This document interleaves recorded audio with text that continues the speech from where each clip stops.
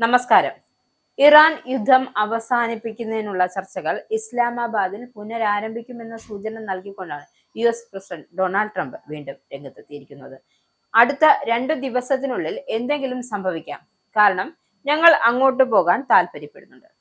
നിങ്ങൾ ഇസ്ലാമാബാദിൽ തുടരണം. ന്യൂയോർക്ക് പോസ്റ്റുമായുള്ള അഭിമുഖത്തിലാണ് ട്രംപ് ഇക്കാര്യം വ്യക്തമാക്കിയത്. എന്തായാലും Pakistan army chief field marshal Asim Munir മികച്ച പ്രവർത്തനം നടത്തുന്നുണ്ട് എന്നാണ് ട്രംപ് വ്യക്തമാക്കിയത്. അതേസമയം ഇസ്ലാമാബാദിൽ തന്നെ ചർച്ചകൾ നടത്തുമോ എന്നത് സംബന്ധിച്ച് കൂടുതൽ പ്രതികരണങ്ങളൊന്നും ലഭ്യമായിട്ടില്ല. ചർച്ച പുനരാരംഭിക്കുന്നത് സംബന്ധിച്ച് ഇറാന്റെ ഭാഗത്തു നിന്നും ഔദ്യോഗികമായ പ്രതികരണം വന്നിട്ടില്ല. ഇസ്ലാമാബാദിൽ നടന്ന ആദ്യ ചർച്ചയിൽ ഇറാനും US തമ്മിലുള്ള തർക്കം പരിഹരിക്കുന്നതിൽ പുരോഗതി ഉണ്ടായിട്ടുണ്ട് എന്ന് രണ്ടു പക്ഷവും വ്യക്തമാക്കിയിരുന്നു. താൽക്കാലിക വെടിനിർത്തൽ കാലാവധി അവസാനിക്കുന്നതിന് മുമ്പായി തന്നെ രണ്ടാം ഘട്ട ചർച്ച നടക്കുമെന്നാണ് സൂചന. ആദ്യ 24 മണിക്കൂറിൽ ഒരു കപ്പലിനും US ഉപരോധം മറികടക്കാൻ സാധിച്ചിട്ടില്ല എന്നാണ് US സൈന്യം അവകാശപ്പെടുന്നത്. 6 ചരക്കു കപ്പലുകളെ തിരികെ അയച്ചതായും സൈന്യം വ്യക്തമാക്കുന്നുണ്ട്. ഇറാനിയൻ തുറമുഖങ്ങളിൽ പ്രവേശിക്കുന്നതും പുറത്തു പോകുന്നതുമായ കപ്പലുകളെ തടയുന്ന ദൗത്യത്തിൽ 10,000-ത്തിലധികം US നാവികർ, മറീൻ കോർപ്സ് അംഗങ്ങൾ, എയർമെൻ എന്നിവരും 1 ഡസനിലധികം യുദ്ധക്കപ്പലുകളും ഡസൻ കണക്കിന് വിമാനങ്ങളും പങ്കാളികളാണ്. ആദ്യ 24 മണിക്കൂറിനുള്ളിൽ ഒരു കപ്പലിനും US ഉപരോധം മറികടക്കാൻ കഴിഞ്ഞിട്ടില്ല എന്നത് വാസ്തവമാണ്. കൂടാതെ 6 ചരക്ക് കപ്പലുകൾ ഒമാൻ ഉൾക്കടലിലെ ഇറാനിയൻ തുറമുഖത്തേക്ക് തിരിച്ചയക്കുകയും ചെയ്തു. ഇറാനുമായുള്ള രണ്ടാം ഘട്ട സമാധാന ചർച്ചകൾക്കായി വൈസ് പ്രസിഡന്റ് JD വാൻസ് പാകിസ്ഥാനിലേക്ക് അയക്കാൻ വൈറ്റ് ഹൗസ് തയ്യാറെടുക്കുന്നതായി എന്ന റിപ്പോർട്ടുകളാണ് പുറത്തു വരുന്നത്.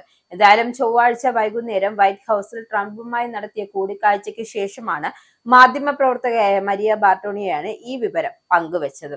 എന്തായാലും യുദ്ധത്തെക്കുറിച്ച് ട്രംപ് സംസാരിക്കുമ്പോൾ അത് ഭൂതകാലത്തിലാണോ എന്ന് ചോദിച്ചതായും അതെ, അത് അവസാനിച്ചു എന്ന് ട്രംപ് മറുപടി നൽകിയതായി മരിയ വെളിപ്പെടുത്തി. ഇത് ആഗോളതലത്തിലെ വലിയ ചർച്ചകൾക്കാണ് വഴിവെച്ചത്. കഴിഞ്ഞ ശനിയാഴ്ച ഇസ്ലാമാബാദിൽ വെച്ച് ഇറാനിയൻ അധികൃതരുമായി JD വാൻസ് പ്രാഥമിക ചർച്ചകൾ നടത്തിയിരുന്നു. എന്നാൽ യുറേനിയം സമ്പുഷ്ടീകരണവുമായി ബന്ധപ്പെട്ട് ഇറാൻ ഉന്നയിച്ച ചില കടുത്ത നിബന്ധനകൾ അനുസരിച്ച് ആ ചർച്ചകൾ ഉടമ്പടി ഇല്ലാതെയാണ് പിരിഞ്ഞത്.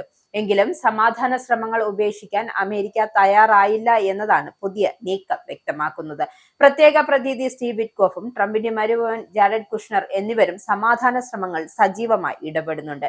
നിലവിലുള്ള വെടിനിർത്തൽ കാലാവധി അവസാനിക്കാൻ 2 ദിവസം മാത്രം ബാക്കി നിൽക്കെ ഇതിനുള്ളിൽ നിർണായകമായ എന്തെങ്കിലും സംഭവിക്കുമെന്ന് ട്രംപ് നേരത്തെ തന്നെ സൂചന നൽകിയിരുന്നു. ചർച്ചകൾ തുടരുന്നുണ്ട് എങ്കിലും ഔദ്യോഗികമായ ഷെഡ്യൂൾ ഇതുവരെയും പ്രഖ്യാപിച്ചിട്ടില്ല. ഇറാനെ ചർച്ചാ മേശയിലേക്ക് എത്തിക്കാൻ 3 വ്യത്യസ്ത മാർഗങ്ങളാണ് ഭരണകൂടം പരിഗണിച്ചിരുന്നത്. സൈനിക നീക്കം ഒഴിവാക്കി മേഖലയിൽ US സാന്നിധ്യം ശക്തമാക്കുക, ഇറാനിലെ ആണവ മിസൈൽ കേന്ദ്രങ്ങൾ പരിമിതമായ ആക്രമണം നടത്തുക, അല്ലെങ്കിൽ ഭരണമാറ്റം ലക്ഷ്യമിട്ടുള്ള കടുത്ത നീക്കങ്ങൾ നടത്തുക എന്നിവയായിരുന്നു അവ.